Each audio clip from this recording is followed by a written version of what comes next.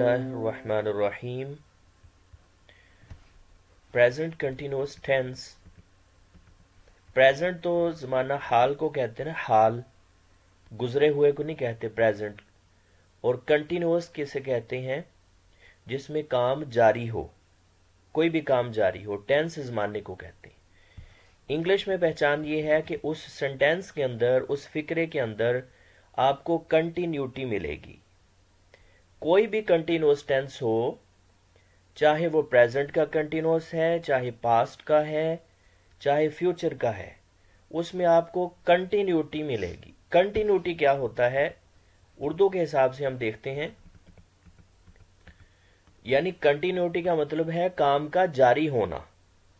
कोई भी काम जो आप इस वक्त कर रहे हैं, अगर पास्ट की बात कर लें, हम तो अभी प्रेजेंट सीख रहे हैं ना, अगर पास्ट की बात करें तो पास्ट में काम वो जारी था, वो काम हो रहा था। इसकी निशानी है, उर्दू में आमतौर पर रहा है वगैरह बताई जाती है, लेकिन ये निशानी, ये पहचान बाज दफ़ा नहीं होती, ये लफ्ज़ बाज दफ़ा नहीं होता, ये लेकिन इसलिए लिखा होता। रहा है आपको मिलेगा अक्सर उर्दू फिक्रे में, ठीक है, लेकिन बाज दफ़ा बहुत कम है कि वो फिक्रे के अंदर नहीं होता। जैसे अगर मैं कहूं मैं बैठा हुआ हूं, आप क्या कर रहे हैं जी? मैं खड़ा हूं, मैं बैठा हूं, यानी मेरा कौन सा काम जारी है? मैं बैठा हुआ हूं, ये काम जारी है। मेरा बैठने का काम कौन सा है? कौन सा काम जारी है? बैठने का। अगर कोई खड़ा है तो उसका खड़े होने का काम जारी है। तो आप कहेंगे I am sitting, I am sitting. इसी तरह फिर आप कहेंगे आई एम स्टैंडिंग। अगर आप उसमें रहा है का तर्जमा करेंगे तो ये गलत हो जाएगा। अब ये नहीं करेंगे, अगर इसके मुताबिक करें जरा। अब अगर आप कहें आई एम सिटिंग, मैं बैठ रहा हूं, वो तो तर्जमा कुछ और हो जाएगा। बैठ रहा हूं, मैं खड़ा हो रहा हूं, वो और तर्जमा बन जाएगा।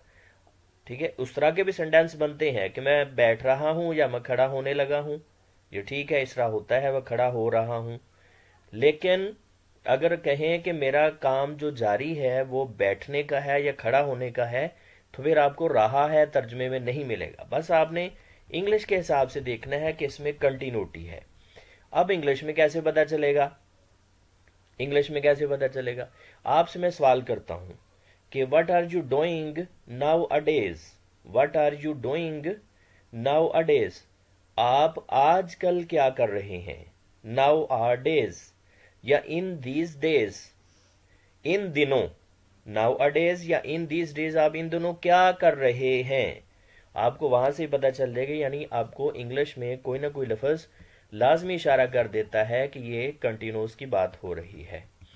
जो सवाल करेगा उसके आपकी हेल्पिंग वर्ब से और मेन वर्ब से भी आप पहचान लेंगे कि ये कंटिन्यूस में सवाल कर रहा है। कंटिन्यूस की एक निशानी ये है, हेल्पिंग वर्ब से आपने पहचान लेना जी।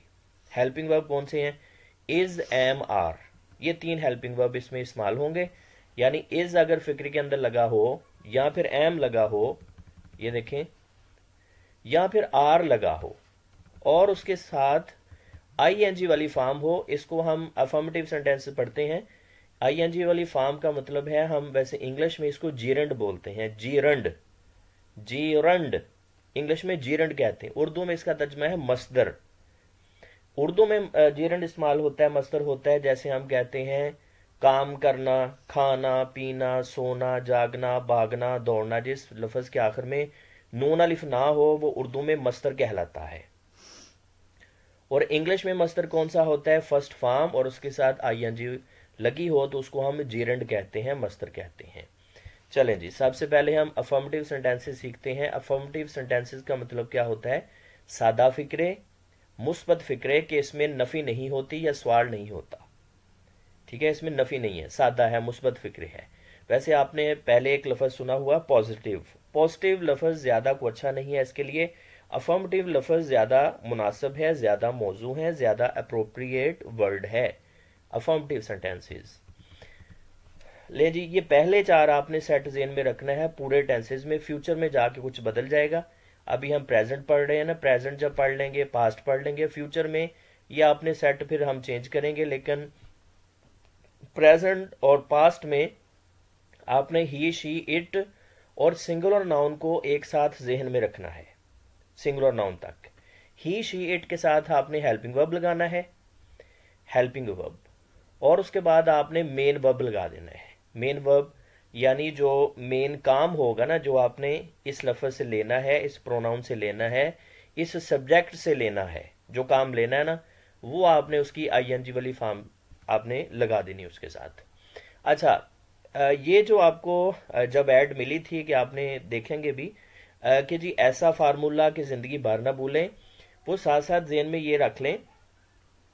अब कंटिन्यूस आपको कुछ ना कुछ तो आइडिया होगा ना, आप स्कूल की भी क्लासें काफ़ी सारी पढ़े हुए हैं माशाल्लाह। स्कूल की क्लासेस में मैट्रिक मिडल तक, बल्कि मिडल में शुरू करवा देते हैं, बहरहाल मिडल मैट्रिक में टेंसेस सिखा देते हैं। अच्छा, आपको याद है, आपको पता है कि प्रेजेंट के भी कंटिन्यूस होता है ना, प्रेजेंट के 4 होते हैं, प्रेजेंट, डेफिनेट, उसके बाद कंटिन्यूस, फिर आगे आते हैं 2, फिर पास्ट का भी कंटिन्यूस होता है, फ्यूचर का भी कंटिन्यूस होता है। भाई जहां पे भी कंटिन्यूस आए, बल्कि सिंपल कंटिन्यूस होता है ना पहले, उसके बाद एक आखिरी कंटिन्यूस भी होता है। उसमें हम कहते हैं, प्रेजेंट की बात करें, प्रेजेंट का आखिरी क्या कहलाता है? Present perfect continuous. प्रेजेंट का आखिरी कौन सा है? प्रेजेंट का आखिरी कौन सा है? Present perfect continuous, present perfect continuous. अच्छा, जहां पे भी कंटिन्यूअस आ जाए, अब कंटिन्यूअस कितने हो गए? 6 हो गए ना।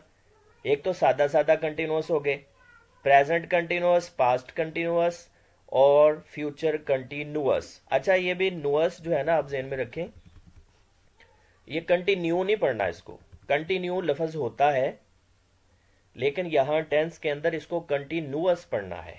अच्छा, फ्यूचर का भी कंटिन्यूअस हो गया, एक तो सिंपल हो गए, एक आखिरी हो गए, तो कितने हो गए कंटिन्यूअस? ये एक फार्मूला आपको बताने लगा हूं कि आप जो मेन वर्ब है ना, उसकी फॉर्म नहीं भूलेंगे इंशाल्लाह। जो मेन वर्ब होगा ना, उसके हमेशा वहां पे जेरंड आएगा। लो जी, कौन सा वर्ब आएगा? जेरंड फॉर्म आएगी, जेरंड आएगा वहां पे। जितने भी कंटिन्यूअस है, टोटल 12 सीखेंगे ना हम, 12 में से 6 के साथ तो आईएनजी वाली फॉर्म ही आएगी, जेरंड ही आएगा 6 के साथ। चलें जी, आगे चलते हैं।